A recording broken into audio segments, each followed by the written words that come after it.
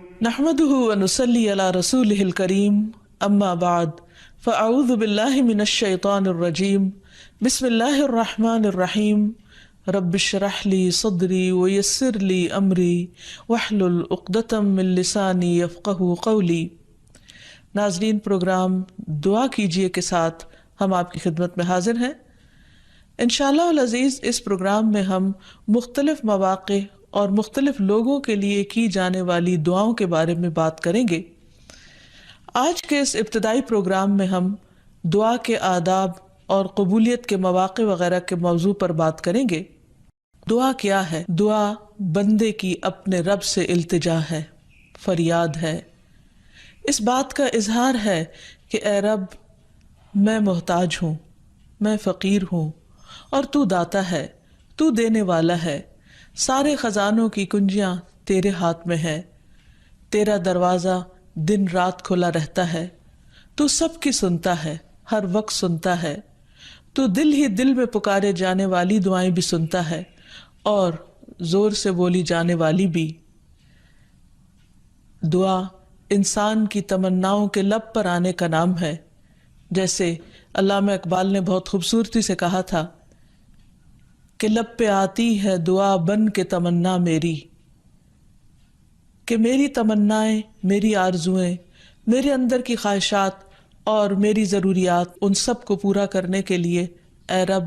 میری کوششیں کافی نہیں، ان کی تکمیل کے لیے میں تیرے سامنے ہاتھ پھیلاتا ہوں اور میں تجھ سے ہی دعا کرتا ہوں۔ حضرت زکریا علیہ السلام نے بہت خشوع کے ساتھ اور بہت یقین کے ساتھ اپنے رب سے کہا تھا کہ وَلَمْ أَكُمْ بِدُعَائِكَ رَبِّ شَقِيًّا، کہ تجھ سے دعا مانگ کر اے رب میں کبھی بدبخت رہا ہی نہیں، نامراد رہا ہی نہیں، یعنی تو ضرور سنتا ہے، تو میری بھی سنے گا۔ اسی وجہ سے ہم دیکھتے ہیں کہ وہ ایک طویل عرصے تک اولاد کی محرومی کے باوجود کبھی مایوس نہیں ہوئے، اپنے رب کو پکارتے رہے، مانگتے رہے، حتیٰ کہ ان کی دعا سن لی گئی۔ کیونکہ دعا کی قبولیت میں یہ بات ہمیشہ یاد رہے کہ اللہ سبحانہ وتعالی اپنی خاص حکمت کے تحت یہ جانتا ہے کہ کس بندے کو کب کیا چیز عطا کی جانی چاہیے۔ تو آئیے ابتدا میں ہم دیکھتے ہیں کہ دعا مانگتے کیسے ہیں، دعا کا ادب کیا ہے، سلیقہ کیا ہے، کیونکہ یہ ایک انتہائی کمزور اور عاجز انسان کے الفاظ اس کے عظیم رب کی بارگاہ میں اٹھتے ہیں، تو پھر یہ کیسے ہونے چاہیے تاکہ دعائیں قبول ہو جائیں۔ تو اس سلسلے میں سب سے پہلی بات تو یہ ہے کہ انسان کو دعا مانگتے وقت پوری توجہ اور پورے خشوع اور خضوع کا مظاہرہ کرنا چاہیے، کیونکہ اللہ سبحانہ تعالیٰ غافل دل کی دعا نہیں سنتا۔ دعا مانگنے کے ادب میں سب سے پہلا ادب، سلیقہ اور کرینہ یہ ہے کہ انسان پورے اخلاص کے ساتھ، پوری توجہ کے ساتھ، شوق اور محبت کے ساتھ اپنے رب سے مانگے، پورے یقین کے ساتھ کہ اس کا رب اس کی دعا ضرور سنے گا۔ قرآن مجید میں اللہ تعالیٰ فرماتے ہیں وَادْعُوهُ مُخْلِصِينَ لَهُ الدِّينَ، اس سے دعا کرو دین کو اسی کے لیے خالص کرتے ہوئے، یعنی صرف اللہ سے مانگو، کسی اور سے نہیں، کیونکہ سب کو دینے والا دراصل وہی ہے۔ انبیاء ہوں یا اولیاء کرام ہوں یا بزرگان دین ہوں، سب کے سب اسی کے آگے سجدہ ریز ہوتے ہیں اور اسی کو پکارتے ہیں۔ نبی صلی اللہ علیہ وسلم صبح سے شام تک ہر موقع پر اپنے رب کو پکارا کرتے تھے، اور وہ تمام دعائیں احادیث کی کتابوں میں ہمیں صحیح سند کے ساتھ ملتی ہیں کہ کس طرح آپ صلی اللہ علیہ وسلم صبح بستر سے اٹھتے وقت اپنے رب کو پکارتے، پھر نماز میں کون کون سی دعائیں مانگتے، پھر اسی طرح کھانا کھانے سے پہلے، کھانا کھانے کے بعد، یہاں تک کہ اگر چھینک آئے تو اس وقت کیا پڑھا جائے، اور اسی طرح رات کو سوتے وقت، اور بے شمار مواقع کی دعائیں، اور اس کے علاوہ بھی نبی صلی اللہ علیہ وسلم کی دعائیں بہت ہی خوبصورت انداز میں مختلف کتابوں میں ہمیں ملتی ہیں، جس سے ہمیں دعا مانگنے کا سلیقہ اور ادب پتہ چلتا ہے، کیونکہ نبی صلی اللہ علیہ وسلم اللہ کے محبوب تھے، اور کس طرح اللہ کے محبوب نے اپنی عاجزی اور انکساری کا اظہار اپنے رب کے حضور کیا ہے، وہ ہمارے لیے ایک بہترین نمونہ ہے۔ پھر دعا مانگنے کے ادب میں ایک اہم ترین ادب یہ ہے کہ انسان توجہ سے مانگے، حدیث میں آتا ہے کہ اللہ سبحانہ وتعالی غافل دل کی دعا نہیں سنتا، یعنی انسان جب مانگے تو واقعی اس کو یہ معلوم ہو کہ وہ کیا مانگ رہا ہے، اور پھر تضرع اور عاجزی کے ساتھ بار بار اصرار کر کے مانگے، یہ نہ کہے کہ اے رب تو چاہے تو دے دے اور تو نہیں چاہتا تو نہ دے، نہیں، بلکہ پورے یقین کے ساتھ اپنے رب سے مانگے، اور اس بات کا بھی پورا یقین ہونا چاہیے کہ رب دعا سنتا ہے، کیونکہ وہ دیتا ہے۔ رب نہ سوتا ہے، نہ اس کو اونگ آتی ہے، نہ اس کو نیند آتی ہے،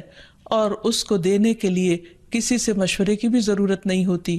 کوئی اس پر جبر نہیں کر سکتا، کسی کا اس پر زور نہیں۔ اس لیے انسان جب اس سے مانگے تو یہ سوچ کے مانگے کہ اس کو دینے میں پورا پورا اختیار ہے اور وہ میری دعا بھی ضرور سنے گا۔ پھر اسی طرح انسان اپنی عاجزی اور مسکنت کا اظہار کرے، مانگتے وقت انسان اپنے اندر کو بالکل تکبر سے خالی کر لے اور یہ سمجھے کہ میں ایک انتہائی حقیر چیز ہوں اور میرا رب عظیم خالق ہے،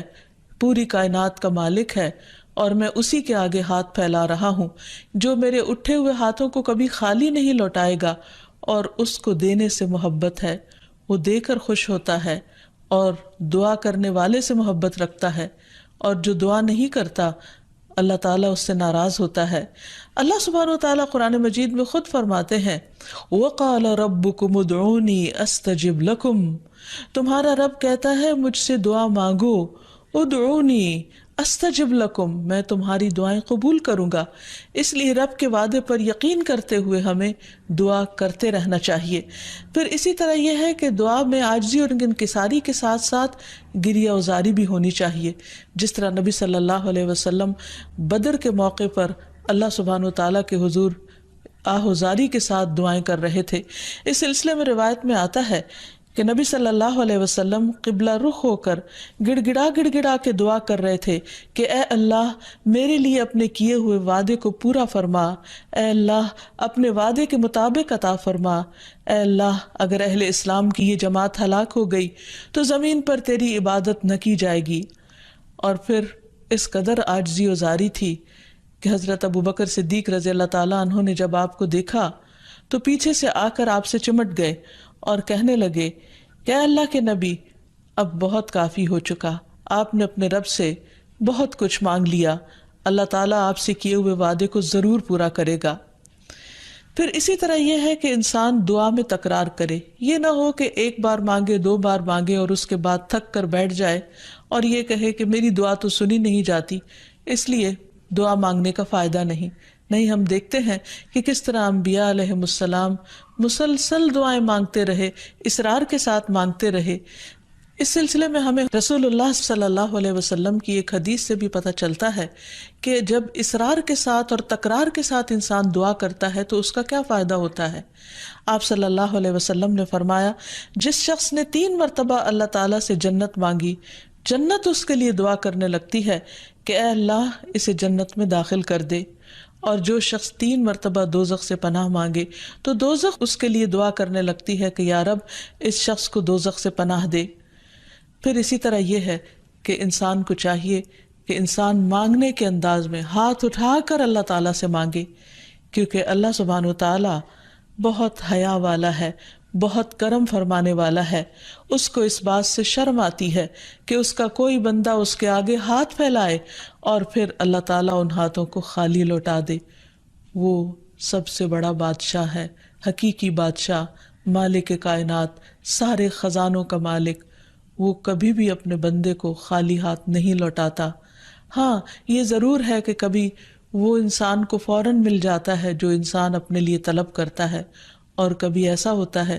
کہ اس سے بہتر کچھ اور عطا کر دیا جاتا ہے، یا اس سے کوئی آنے والی مصیبت ٹال دی جاتی ہے، یا پھر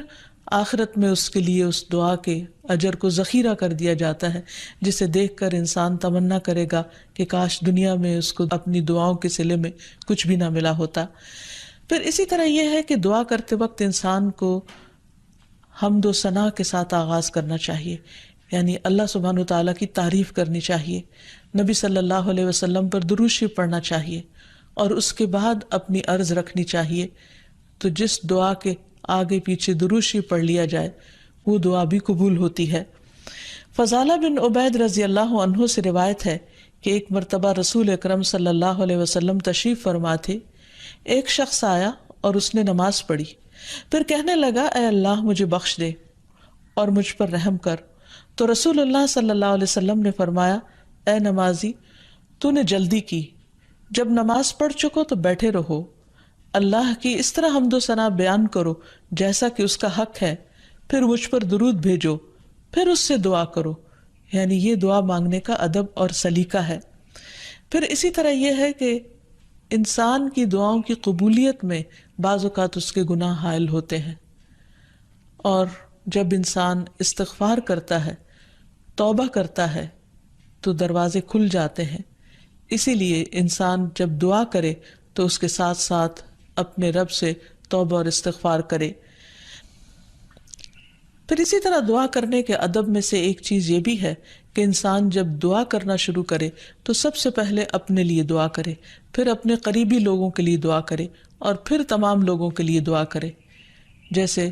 حضرت ابراہیم علیہ السلام کی دعا میں آتا ہے ربنا اغفر لی ولوالدی وللمؤمنین یوم یقوم الحساب، کہ اے ہمارے رب مجھے بخش دے اور میرے والدین کو بخش دے اور تمام مومنوں کو بخش دے جس دن حساب کتاب قائم ہو۔ پھر اسی طرح دعا مانگنے کے آداب میں سے یہ بھی ہے کہ انسان جامع الفاظ کے ساتھ، بہترین الفاظ کے ساتھ دعا مانگے، اور اس سلسلے میں ہم دیکھتے ہیں کہ نبی صلی اللہ علیہ وسلم سے بڑھ کر کس کے الفاظ جامع ہو سکتے ہیں، کمپریہنسو، کہ کم الفاظ میں زیادہ بڑی چیزیں مانگی گئی ہیں۔ اس لیے ہمیں مسنون دعاؤں کو یاد کرنے اور ان کو پڑھنے کا بھی اہتمام کرنا چاہیے۔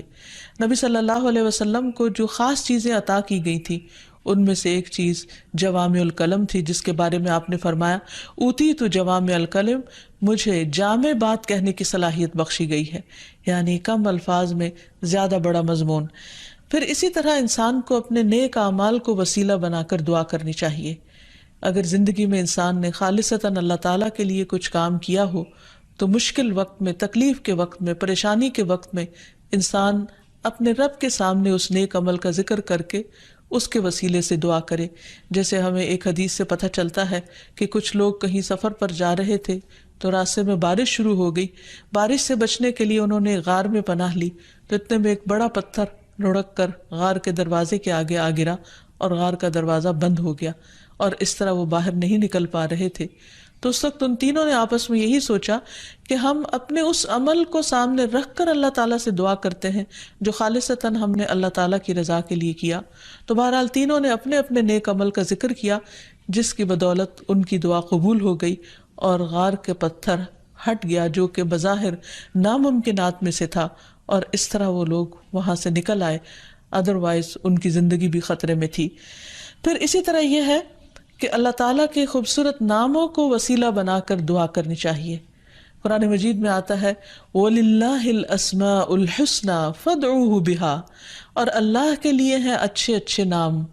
بس اسے پکارو ان ناموں کے ذریعے، یعنی ان کے وسیلے سے۔ تو اللہ سبحانہ وتعالیٰ کے نام مختلف دعاؤں کے آخر میں بھی آتے ہیں، اور اس کے علاوہ اللہ تعالیٰ کے ان سارے ناموں کو پڑھ کر بھی دعا کی جا سکتی ہے، یا پھر کسی خاص نام کے ساتھ بھی اس کو پکارا جا سکتا ہے۔ جیسے عموماً ہم یا اللہ تو کہتے ہی ہیں، یا پھر یا رب، یا رحمان، یا رحیم، یا کریم، یا ذی الجلال والاکرام، یا حی یا قیوم برحمتک استغیث۔ ان اچھے اچھے ناموں کے ساتھ اللہ تعالیٰ کو بار بار پکار کر دعا کرنے سے دعا قبول ہوتی ہے۔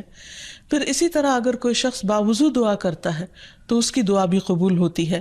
اس سلسلے میں ہم دیکھتے ہیں ابو عامر رضی اللہ عنہ جب شہید ہوئے تو ابو موسیٰ اشعری رضی اللہ عنہ نے آ کر نبی صلی اللہ علیہ وسلم کو اس کی خبر دی اور کہا کہ ابو عامر نے کہا تھا کہ آپ صلی اللہ علیہ وسلم سے کہنا کہ میرے لیے استغفار کریں۔ آپ نے پانی طلب فرمایا، وضو کیا، پھر ہاتھ اٹھا کر دعا کی، اے اللہ عبید ابو عامر کی مغفرت فرما۔ پھر اسی طرح دعا کی قبولیت کے آداب میں سے ایک ادب یہ بھی ہے کہ انسان حلال رزق کا اہتمام کرے۔ نبی اکرم صلی اللہ علیہ وسلم نے ایک شخص کا ذکر کیا کہ وہ طویل سفر کرتا ہے، پریشان حال ہے اور خاک آلود ہے اس کے بال اور اس کا لباس، اور وہ بہت تھکا ہوا ہے اور اپنے ہاتھ آسمان کی طرف اٹھا کر کہتا ہے یا رب یا رب، لیکن اس کی دعا کہاں سے قبول کی جائے؟ اس کا کھانا بھی حرام کا، اس کا پہننا بھی حرام کا، اور وہ حرام پر ہی پرورش پایا، تو اس کی دعا کہاں سے قبول ہو؟ تو اس سے یہ پتہ چلتا ہے کہ انسان اگر یہ چاہتا ہے کہ اس کی دعائیں قبول ہوں تو وہ اپنے کھانے پینے اور اپنے لباس اور اپنی زندگی میں بھرپور طریقے سے حلال کا اہتمام کرے۔ پھر اسی طرح یہ ہے کہ دعا میں تصنع اور تکلف سے پرہیز کرنا چاہیے۔ اس سلسلے میں ایک حدیث میں آتا ہے، ابن عباس فرماتے ہیں کہ دعا میں قافیہ بندی سے پرہیز کرتے رہنا، کیونکہ میں نے رسول اللہ صلی اللہ علیہ وسلم اور آپ کے صحابہ کو دیکھا ہے کہ وہ ہمیشہ اس سے اجتناب کرتے تھے، یعنی اس سے بچا کرتے تھے۔ پھر اسی طرح دعا میں مبالغے سے بھی پرہیز کرنا چاہیے۔ نبی صلی اللہ علیہ وسلم نے فرمایا عنقریب اس امت میں ایسے لوگ آئیں گے جو طہارت اور دعا میں مبالغہ کریں گے، یعنی حد سے زیادہ لمبی دعائیں کریں گے، کیونکہ دعا اس وقت تک انسان کو کرنی چاہیے جب تک اس کا خشوع و خضوع قائم رہے اور واقعی وہ اللہ سے دعا کر رہا ہو۔ لیکن صرف لمبی دعا اس لیے کہ شاید بہت زیادہ لمبی دعا کرنے سے زیادہ قبولیت ہوگی، تو اصل چیز کوالٹی ہے۔ بعض اوقات انسان صرف ایک جملہ بولتا ہے لیکن اتنے درد کے ساتھ، اتنے احساس کے ساتھ، اتنی شدت کے ساتھ کہ وہی کافی ہو جاتا ہے۔ جیسے یونس علیہ السلام نے مچھلی کے پیٹ میں پکارا تھا، لا الہ الا انت سبحانک انی کنت من الظالمین، کہ لا الہ الا انت، نہیں کوئی الہ مگر تو ہی، سبحانک تو پاک ہے، انی کنت من الظالمین بے شک میں ظالموں میں سے ہوں، میں گناہ گاروں میں سے ہوں۔ تو ان کی دعا فوراً سن لی گئی، قبول کر لی گئی۔ پھر اسی طرح کچھ اوقات اور مقامات ایسے ہیں کہ جہاں انسان کی دعا قبول ہوتی ہے، مثلاً رات کے آخری حصے میں دعائیں بہت قبول ہوتی ہیں۔ حدیث میں آتا ہے رسول اللہ صلی اللہ علیہ وسلم نے فرمایا ہمارا رب تبارک و تعالی ہر رات کو اس وقت آسمان دنیا پر آتا ہے جب رات کا آخری تہائی حصہ رہ جاتا ہے، وہ کہتا ہے کوئی مجھ سے دعا کرنے والا ہے کہ میں اس کی دعا قبول کر لوں، کوئی مجھ سے مانگنے والا ہے کہ میں اسے عطا کر دوں، کوئی مجھ سے بخشش طلب کرنے والا ہے کہ میں اسے بخش دوں، یعنی اگر کوئی اس وقت مجھ سے دعا کرے گا تو میں ضرور اس کی دعا قبول کر لوں گا۔ لیکن عموماً رات کے آخری حصے میں انسان گہری نیند میں چلا جاتا ہے اور یہ قبولیت کا وقت اس سے کھو جاتا ہے۔ تو اس خصوصی طور پر اگر انسان کی زندگی میں کوئی پریشانی ہو یا کچھ چیزوں کے بارے میں وہ واقعی سنجیدہ ہو کہ وہ اسے ملنی چاہیے دنیا اور آخرت کی کامیابیوں میں سے، بھلائیوں اور خیر میں سے، تو اس کو چاہیے کہ اس وقت میں دعا کا اہتمام کرے۔ نبی صلی اللہ علیہ وسلم نے یہ بھی فرمایا کہ تمام اوقات سے زیادہ بندہ پچھلی رات میں اپنے رب کے قریب ہوتا ہے، پس اگر تم سے ہو سکے تو تم اس گھڑی میں اللہ کو یاد کرنے والوں میں سے بن جاؤ تو ضرور بن جاؤ۔ پھر اسی طرح آذان کے بعد اور اقامت سے پہلے دعا قبول ہوتی ہے، یعنی مؤذن جب آذان دے رہا ہو تو جو الفاظ وہ دہرا رہا ہو ان کو دہراتے جانا چاہیے، سوائے حی علی الصلاح اور حی علی الفلاح کے، کہ اس کے جواب میں لا حول ولا قوت الا باللہ پڑھنا چاہیے۔ اور جب مؤذن آذان کہہ چکے تو آذان کے بعد کی دعا پڑھ کے، درود شریف پڑھ کر، جو بھی انسان کے دل میں حاجت ہو وہ اپنے رب کے سامنے رکھے، تو وہ دعا کے قبولیت کا وقت ہوتا ہے، اس وقت آسمان کے دروازے کھلتے ہیں۔ تو اس وقت انسان کو یہ وقت ضائع نہیں کرنا چاہیے اور چھوٹی چھوٹی چیزیں بھی اپنے رب سے مانگتے چلے جانا چاہیے تاکہ انسان کسی انسان کا محتاج نہ ہو۔ پھر اسی طرح سجدہ میں انسان اپنے رب کے بہت قریب ہوتا ہے، اس وقت دعائیں خوب سنی جاتی ہیں، تو خوب انسان کو پکارنا چاہیے۔ فرض نماز کے بعد دعا قبول ہوتی ہے، تو فرض نماز کے بعد آیت الکرسی پڑھنا اور دعا مانگنا انسان کے فائدے میں ہے، بجائے اس کے کہ انسان فوراً مصلی سے اٹھ جائے یا ادھر ادھر کی باتیں شروع کر دے۔ پھر اسی طرح جمعے کے دن ایک خاص گھڑی ہوتی ہے جس میں انسان کی دعا قبول ہوتی ہے، اور اس کے بارے میں ایک روایت میں آتا ہے کہ وہ جمعے کے دن کی آخری گھڑی ہوتی ہے۔ تو بہرحال جمعے کے دن خصوصی طور پر دعاؤں کے مانگنے کا اہتمام کرنا چاہیے۔ پھر اسی طرح ماہ رمضان میں ہر دن اور رات میں ایک گھڑی ایسی ہوتی ہے کہ جس میں دعا قبول ہوتی ہے، اس وقت بھی زیادہ سے زیادہ دعائیں مانگنی چاہیے۔ عرفہ کے دن اللہ سبحانہ و تعالیٰ سب سے زیادہ لوگوں کو جہنم کی آگ سے آزاد کرتا ہے، تو اس دن وہاں کے لوگ جو حج پر گئے ہیں وہ تو دعائیں مانگتے ہی ہیں، اور جو لوگ نہیں بھی جا سکے وہ بھی اس دن کی برکت سے فائدہ اٹھاتے ہوئے خوب خوب دعائیں کریں۔ پھر اسی طرح بارش ہوتے وقت بھی دعا قبول ہوتی ہے، پھر زمزم پیتے وقت دعائیں قبول ہوتی ہیں، قرآن مجید کی تلاوت کے بعد دعا قبول ہوتی ہے۔ تو انسان کو ان مواقع سے خوب خوب فائدہ اٹھانا چاہیے۔ پھر اسی طرح مریض اور میت کے پاس جو دعائیں کی جاتی ہیں وہ بھی قبول ہوتی ہیں۔ اور آخر میں یہ کہ رسول اللہ صلی اللہ علیہ وسلم نے بعض ایسے کلمات بتائے ہیں کہ جن کے ساتھ اگر اللہ تعالیٰ کو پکارا جائے تو انسان کی دعا قبول ہوتی ہے، اور وہ ہیں اللہم انی اسألک یا اللہ الاحد الصمد الذي لم يلد ولم يولد ولم يكن له كفوا أحد أن تغفر لي ذنوبي إنك أنت الغفور الرحيم۔ اے اللہ بے شک میں تجھ سے سوال کرتا ہوں، اے اللہ جو اکیلا ہے، بے نیاز ہے، ایسی ذات ہے جس نے کسی کو جنم نہیں دیا اور نہ ہی وہ جنم دیا گیا اور نہ ہی اس کا کوئی ہمسر ہے، یہ کہ تو میرے لیے میرے گناہوں کو بخش دے، بے شک تو بہت بخشنے والا نہایت مہربان ہے۔ تو نبی صلی اللہ علیہ وسلم نے اس شخص کے بارے میں جو یہ دعا پڑھ رہا تھا، آپ نے 3 بار فرمایا کہ اس کو بخش دیا گیا، اس کو بخش دیا گیا، اس کو بخش دیا گیا، کیونکہ اس نے اللہ سبحانہ وتعالیٰ کی ان صفات کے ساتھ، ان ناموں کے ساتھ اللہ تعالیٰ سے دعا کی تھی۔ تو اللہ تعالیٰ سے دعا ہے کہ وہ ہماری دعاؤں کو بھی سن لے اور ہمیں قبولیت کے اوقات سے بھرپور فائدہ اٹھانے کی توفیق دے اور ہمیں دعائیں مانگنے کے آداب سکھا دے۔ وآخر دعوانا ان الحمد للہ رب العالمین۔